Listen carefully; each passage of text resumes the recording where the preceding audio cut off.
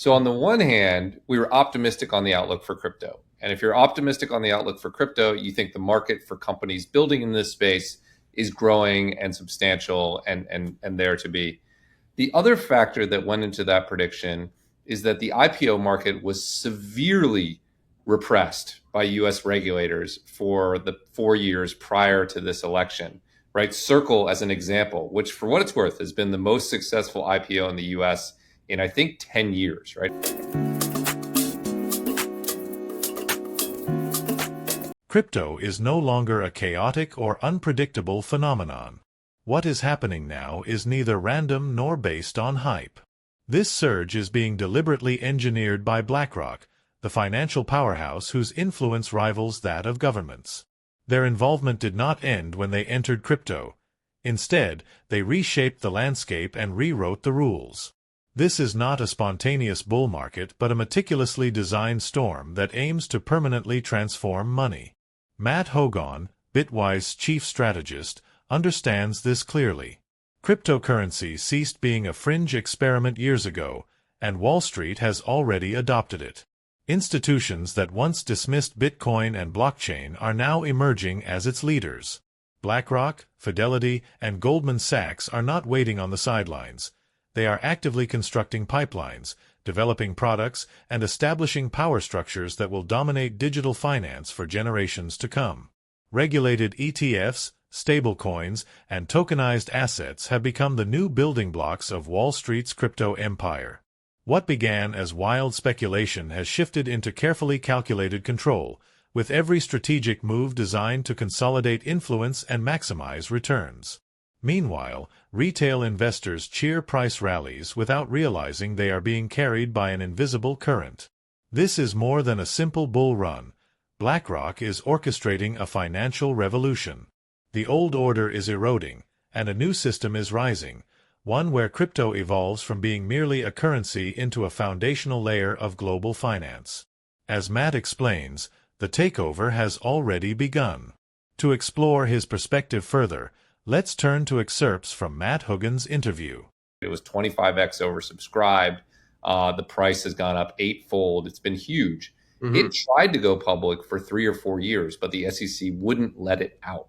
And so we saw all of these firms that were substantial in size, whether it's eToro or Circle or Kraken or Chainalysis or some of the others that are in the pipeline, that were sort of just waiting at the door. So once that regulatory environment changed, we thought they would run out. Now, I do think it's primed for this moment we're in, because there are a lot of professional investors, institutional investors, financial advisors who want exposure to crypto, but are more comfortable with these companies. And I think that these IPOs and crypto equity ETPs are feeding into that group that want exposure because they know crypto is happening, but maybe their risk departments aren't comfortable with owning Bitcoin. But you can have exposure to Circle, you can have exposure to Coinbase, you can have exposure to some of these pre-IPO companies. So we think this trend, I absolutely think that's true. Stable coins are sort of a skeuomorphic tool for crypto. There's something that matches our existing understanding of how finance works, but just makes it faster, quicker, better. I find that traditional investors can understand stable coins faster than they could understand Bitcoin, and certainly faster than they understood something theoretical like blockchain, that you're trying to describe how this technology worked. It's like, no, here are dollars that move at the speed of light and settle instantaneously around the world. And people say, oh, that's cool. So I do think it's really helped with the vibe shift. I think it's made crypto real. And it's also brought in Wall Street, which is important because it solidifies the regulatory environment for crypto, right? It's no longer crypto versus Wall Street, it's crypto and Wall Street.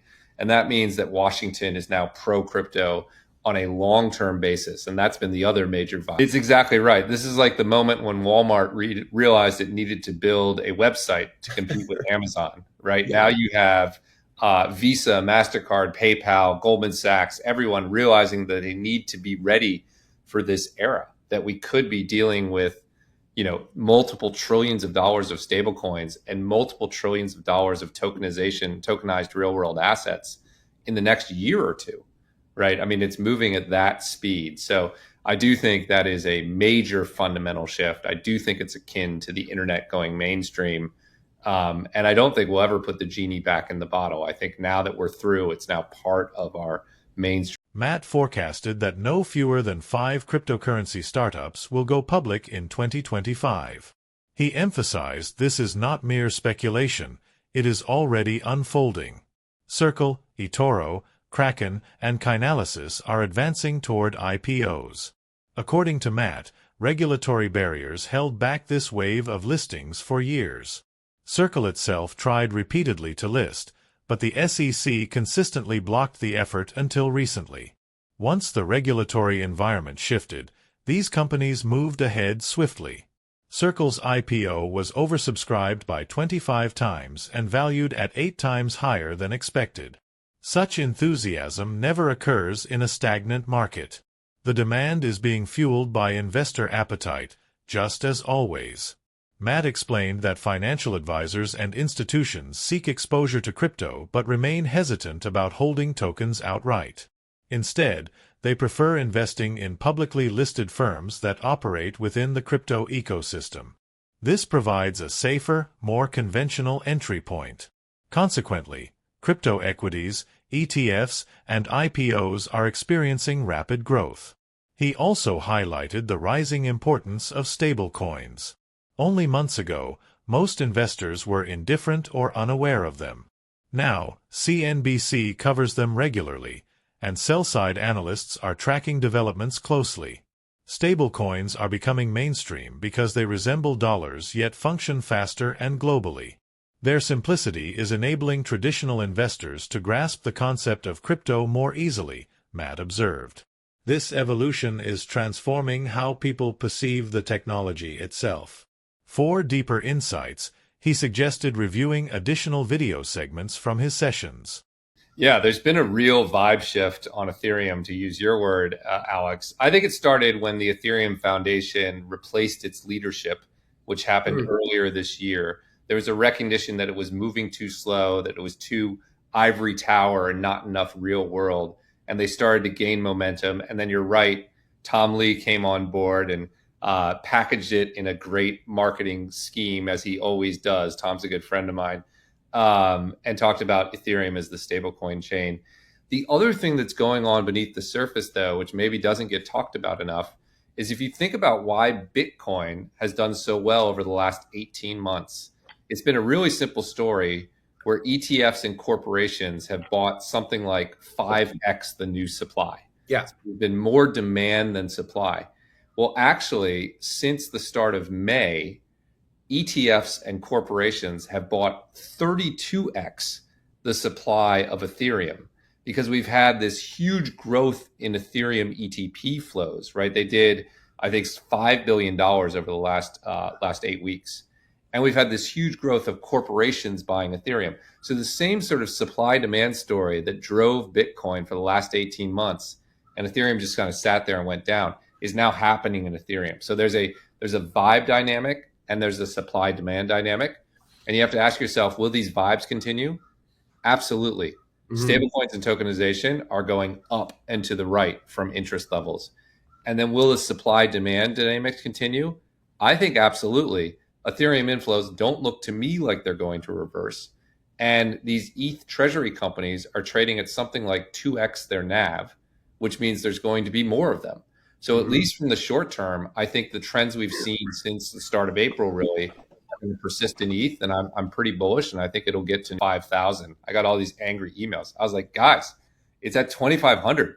This is a double in 6 months. That's bullish. What are you talking about? Not for crypto people. Yeah, crypto people. Yeah, 100% in 6 months. 100% in 6 months. Is bearish. I don't know about 15K. I mean, that's extraordinary. I would love for him to be right. I am more tempered than that. I think we get above new all-time highs. I think it may well outperform Bitcoin through the end of the year, and I'm very bullish on Bitcoin's price. But I don't know that we, what is that, a 4.5x from here? I'm not sure that that's in the cards. But I do think the trends are all in its favor. Supply-demand dynamics, stablecoin and tokenization interest. I think it's a very bullish outlook for Ethereum. Maybe not Tom Lee bullish, but very. I think that's a really great point. When we think about Coinbase's or Ethereum's long-term valuation, I think you need to treat it akin to how you treat a cyclical stock, which is effectively to blend the earnings across a full cycle, right? Particularly because crypto has been so cyclical. I think it'll be less cyclical going forward, but you can't just look at peak earnings because, as you said, valuations would look cheapest at that point. If you look at Coinbase historically, if you blend earnings or maybe do an exponential weighting of blended earnings over the last 4 years, I think you get something closer to its true valuation.